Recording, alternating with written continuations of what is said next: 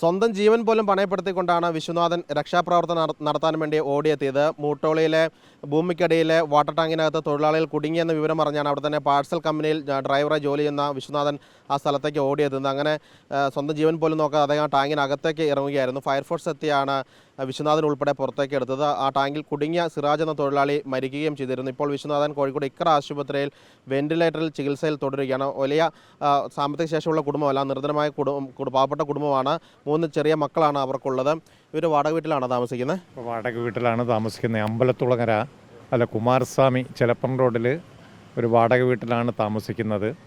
വളരെ പ്രയാസപ്പെട്ട കുടുംബമാണ്. അച്ഛനും അമ്മയും താമസിക്കുന്നത് അമ്പലത്തുളങ്ങര ഉന്നതിയിലാണ്. ഈ പറയുന്ന വിശ്വനാഥന് ഭാര്യ 3 ചെറിയ കുഞ്ഞുങ്ങളാണുള്ളത്. 2 കുട്ടികൾ, രണ്ടും 4 ക്ലാസ്സിലായിട്ട് പാലത്ത് LP സ്കൂൾ UP സ്കൂൾ പഠിക്കുകയാണ്. അതുപോലെ തന്നെ മറ്റൊരു കുട്ടി 7ാം ക്ലാസ്സിൻ്റെ അകത്ത് നന്മണ്ട ഹയർ സെക്കൻഡറി സ്കൂളിലെ UP വിഭാഗത്തിലും പഠിക്കുകയാണ്. അന്നന്ന് കിട്ടുന്ന വരുമാനം കൊണ്ട് ജീവിച്ചു പോരുന്ന ഒരു ഫാമിലിയാണ് ഇവർ. എന്തിനോടും വലിയ ആത്മാർത്ഥതയാണ് ഈ ചെറുപ്പക്കാരനെ സംബന്ധിച്ചിടത്തോളം. ആ ആത്മാർത്ഥതയുടെ ഭാഗം തന്നെയാണ് അവിടെ ഒരു പാർസൽ ഓഫീസിനകത്ത് ജോലി ചെയ്യുന്ന വിശ്വനാഥനോട് ഒരു സുഹൃത്ത് പറഞ്ഞതിൻ്റെ അടിസ്ഥാനത്തിൽ ഇതിൻ്റെ ഒരു അപകടത്തിൽപ്പെട്ടതാണ് എന്ന് മനസ്സിലാക്കിയ ഉടനെ തന്നെ വേറെ ഒന്നും നോക്കാതെ ആ ചെറുപ്പക്കാരനെ സിറാജിനെ രക്ഷപ്പെടുത്തുന്നതിന് വേണ്ടി അദ്ദേഹം അതിലേക്ക് ഇറങ്ങുകയാണ്. ഇറങ്ങിയ സമയത്താണ് അദ്ദേഹത്തിനും അതിൻ്റേതായിട്ടുള്ള അപകട ഭീഷണിയിലേക്ക് വരേണ്ടി വന്നിട്ടുള്ളത്. അതുപോലെ തന്നെ സിറാജ് വണ്ടിയിൽ ഒരു ഫയർ സ്റ്റേഷൻ്റെ സഹായത്തോടു കൂടിയും അതുപോലെ തന്നെ കക്കോടി ഹെൽത്ത് സെൻ്ററിൻ്റെ ആംബുലൻസ് ഉൾപ്പെടെയുള്ള വാഹനത്തിൽ തന്നെ കൊണ്ടുവന്ന മുഴക്കി തന്നെ സിറാജ് മരണപ്പെട്ടിട്ടുണ്ട്. അദ്ദേഹത്തിന് ആ സമയത്ത് ഒരു ചികിത്സാ സൗകര്യങ്ങൾ കൊടുത്തതുകൊണ്ട് ഇക്ര ഹോസ്പിറ്റലിനകത്ത് അഡ്മിറ്റ് ആക്കുകയാണ് ചെയ്തിട്ടുള്ളത്. ഇപ്പോൾ സ്ഥിതി എന്താണെന്ന് പറഞ്ഞാൽ വെന്റിലേറ്ററിലാണ്. ആരോഗ്യനില ഇപ്പോഴും കൃത്യമായി പറയാനായിട്ടില്ല. ഇപ്പോൾ ഡോക്ടർ പറഞ്ഞതിൻ്റെ അടിസ്ഥാനത്തിൽ പ്രത്യേകമായ ടെസ്റ്റ് കോഴിക്കോട് എറണാകുളം മാതാ അമൃതാനന്ദമയി ഹോസ്പിറ്റലിനകത്ത് നടത്തേണ്ടതുണ്ട് എന്നാണ് മനസ്സിലാക്കുന്നതും പറഞ്ഞിട്ടുള്ളതും. അതുകൊണ്ട് കുടുംബത്തെ സംബന്ധിച്ചിടത്തോളം യാതൊരുവിധ സാമ്പത്തിക സംരക്ഷണമുള്ള ഒരു ഫാമിലിയല്ല. അദ്ദേഹത്തിൻ്റെ 3 കുഞ്ഞുങ്ങളെ നോക്കുക എന്ന് പറഞ്ഞ പ്രയാസമുണ്ട്. ഭാര്യയ്ക്കാണ് പ്രത്യേക ജോലിയൊന്നുമില്ല, വീടില്ലാത്ത അവസ്ഥയുണ്ട്. പ്രായം ചെന്ന അച്ഛനും അമ്മയും മറ്റൊരു വീട്ടിൽ ഒരു വാടക വീട്ടിൽ താമസിക്കുന്നത് പോലെയാണ് ഒരു ഉന്നതി എന്ന് പറയുന്ന വീട്ടിൻ്റെ അകത്ത് താമസിക്കുന്നത്.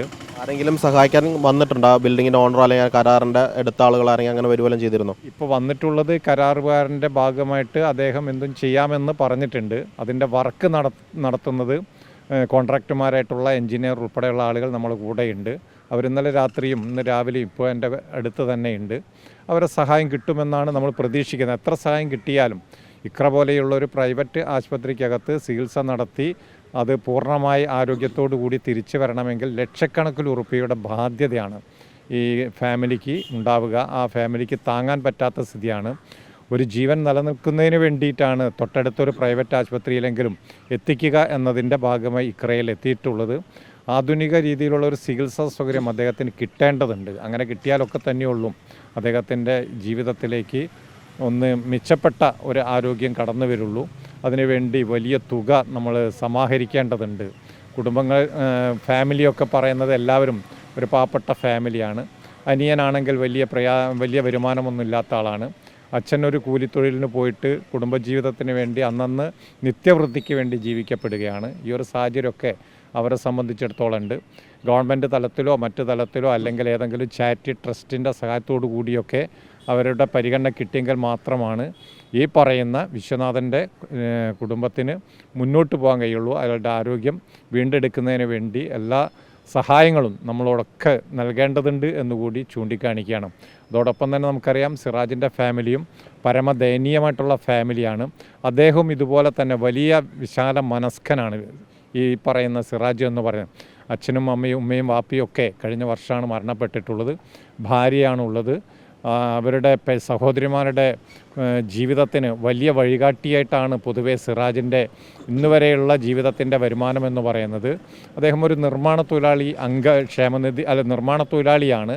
അതുകൊണ്ടാണ് ഈ വർക്കിൻ്റെ ഭാഗമായിട്ട് ഇതിനു വേണ്ടി നേരത്തെ കുഴിച്ച വാട്ടർ ടാങ്കിൻ്റെ അകത്ത് മുട്ടും പലകയും എടുക്കാൻ വേണ്ടി ഏകപക്ഷീയമായിട്ട് അതിൻ്റെ അകത്ത് ഒരു പലകയിൽ ചാരി നിന്ന് ഇറങ്ങുകയും അദ്ദേഹം ബോധക്ഷയമുണ്ടാകുകയും ചെയ്യുന്ന ഒരവസ്ഥ ഉണ്ടായിട്ടുള്ളത്. മാൻഹോള് ഒരു ചെറിയ വിസ്തൃതിയുള്ളതും ടാങ്ക് വലിപ്പമുണ്ടെങ്കിലും അത് മണ്ണ് മൂടി പലക മൂടി മണ്ണ് മൂടിയതുകൊണ്ട് ഒരു 10-20 ദിവസം മുന്നേ നിർമ്മിക്കപ്പെട്ട ടാങ്ക് ആയതുകൊണ്ട് എന്തായാലും ഓക്സിജൻ്റെ അളവ് അതിലുണ്ടാവില്ല. അത് അദ്ദേഹത്തെ സംബന്ധിച്ചിടത്തോളം അദ്ദേഹം അറിയില്ല. എന്തിനും തയ്യാറാവുന്ന ഒരു ചെറുപ്പക്കാരനായിരുന്നു സിറാജായാലും.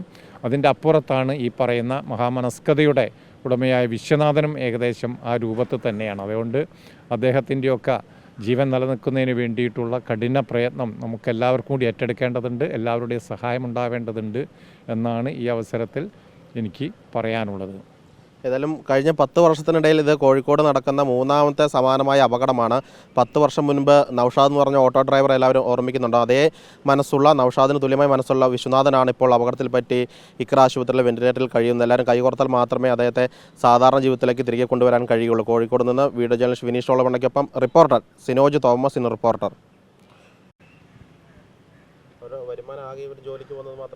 വിഷനെ സംബന്ധിച്ചുള്ള എനിക്ക് പറയാനുള്ള വെച്ചാൽ വിഷൻ ആർക്കും എന്ത് സമയത്തും ഒരു ഉപകാരിയാണ്. കാരണം ഇന്ന് സ്വന്തം 3 പിഞ്ചു കുഞ്ഞുങ്ങളാണെങ്കിൽ അതൊന്നും നോക്കാതെ ഒരാളെ എന്ത് അപകടത്തിൽപ്പെട്ടാലും ഇനി എന്ത് രാത്രി വന്ന് വിളിച്ചാലും ഓടിപ്പോകുന്നൊരു വ്യക്തിയാണ്.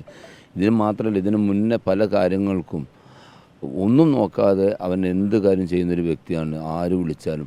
പക്ഷേ എനിക്ക് ഏറ്റവും എടുത്ത് പറയാൻ പറ്റുന്നത് കാര്യം, ഇന്നലെ ഫയർഫോഴ്സ് അവിടെ വന്നും വയ്ക്കും 2 മിനിറ്റിൻ്റെ താമസം ഉണ്ടായിട്ടുള്ളൂ. ആ ഫയർഫോഴ്സ് അവിടെ എത്തി ഇവിടുന്ന് CPR കൊടുത്ത് അവിടുത്തെ ഫയർഫോഴ്സ് ഇവിടെ ഇക്ര ഹോസ്പിറ്റലിൽ റിപ്പോർട്ട് ചെയ്ത് ഇക്ര ഹോസ്പിറ്റലിൽ എത്തുമ്പോൾ അവർ കാണിച്ച ആ സ്പീഡും സൗകര്യം മറ്റുള്ള കാര്യം ഇക്ര ഹോസ്പിറ്റൽ എടുത്ത് പറയേണ്ട കാര്യമാണ്. അവർ എല്ലാവരും ഒന്നടങ്ങ് ഇക്ര ഹോസ്പിറ്റലുകാർ അവനെ എങ്ങനെയൊക്കെ രക്ഷിക്കേണ്ട രീതിയിലാണ് അവർ എത്തിച്ചെന്ന് കാര്യം. കാരണം കൂടെ ഇവിടെ എത്തിയപ്പോൾ ഞാനുണ്ടായിരുന്നു. അപ്പോൾ അവർക്ക് വളരെ സപ്പോർട്ട് ചെയ്തിട്ടാണ് അവന് ആ വെന്റിലേറ്റർ എത്തുന്നവരെ, അത് MR സ്കാനിങ് എടുക്കാനും അവിടുന്ന് എക്സ്റേ എല്ലാം കൊണ്ടും അവിടുന്ന് നേരെ ഇങ്ങോട്ടേക്ക് എത്തിക്കാനൊക്കെ അവർ ഒരുപാട് മെനക്കെട്ടുണ്ട്. പക്ഷേ ഇപ്പം കുറച്ച് ഒരു 15 മിനിറ്റ് ഡോക്ടർ എന്നെ വിളിച്ചിട്ട് ഞാൻ ഡോക്ടറെ കണ്ടിട്ടുണ്ടായിരുന്നു. ഡോക്ടർ പറഞ്ഞു ഇതിപ്പോൾ മാറിയിട്ടൊന്നും പറയാനില്ല. കാരണം ഇതിന് റിപ്പോർട്ട് കിട്ടണമെങ്കിൽ ഇന്നലെ പോസ്റ്റ്മോർട്ടം കഴിഞ്ഞ് അവരെ റിപ്പോർട്ട് കിട്ടണം. അതുകൂടാതെ ഇപ്പം അവർ ഇതിൻ്റെ ടെസ്റ്റിന് വേണ്ടിയിട്ട് അമൃത ഇൻസ്റ്റിറ്റ്യൂട്ടിലേക്ക് വിട്ടിട്ടുണ്ട്. അവരെ റിപ്പോർട്ട് കിട്ടില്ല, മരുന്ന് കൊടുത്ത് മറ്റുള്ള കാര്യങ്ങൾ സ്പീഡാക്കാൻ പറ്റുള്ളൂ. എത്രയും പെട്ടെന്ന് ആ റിപ്പോർട്ട് കിട്ടണമെന്നാണ് ആവശ്യപ്പെടുന്നത്. അതുകൂടാതെ ഈ വിശ്വനാഥൻ്റെ ഫാമിലി ബാക്ക്ഗ്രൗണ്ട് എന്ന് പറഞ്ഞാൽ വളരെ പറഞ്ഞിട്ടുണ്ടല്ലോ, അന്നൊന്ന് ജോലി ചെയ്തിട്ട് കിട്ടുന്ന വരുമാനം കൊണ്ട് മക്കളെ പോറ്റുന്നൊരു വ്യക്തിയാണ്. അതിലൂടെ അതിലും എന്ത് കിട്ടിയാലും മറ്റുള്ളവർക്ക് എന്തെങ്കിലും ചെയ്യാമെന്നും കഴിയുന്നൊരു വ്യക്തിയും കൂടെ, അതിലും മറ്റുള്ളവർക്ക് എന്തെങ്കിലും ചെയ്യാൻ പറ്റുന്ന കൈമേൽ വെച്ചിട്ട് ചെയ്യുന്നൊരു വ്യക്തിയും കൂടിയാണ് വിശ്വനാഥ്. എടുത്തു പറയേണ്ട ഒരു കാര്യം, അവനെപ്പോലുള്ള ഒരു നല്ലൊരു മനസ്സ്. കാരണം ഇതിന് മുന്നേ നമുക്കറിയാം ഓട്ടോറിക്ഷയുടെ നൗഷാദിൻ്റെ ഇതേമാതിരി ഒരു വ്യക്തി തന്നെയായിരുന്നു. അതേമാതിരി ഒരു സംഭവം നടന്നത്. എല്ലാവരുടെ പ്രാർത്ഥനയും വിശ്വനാഥൻ ഉണ്ടാവണമെന്ന് എനിക്ക് പറഞ്ഞു.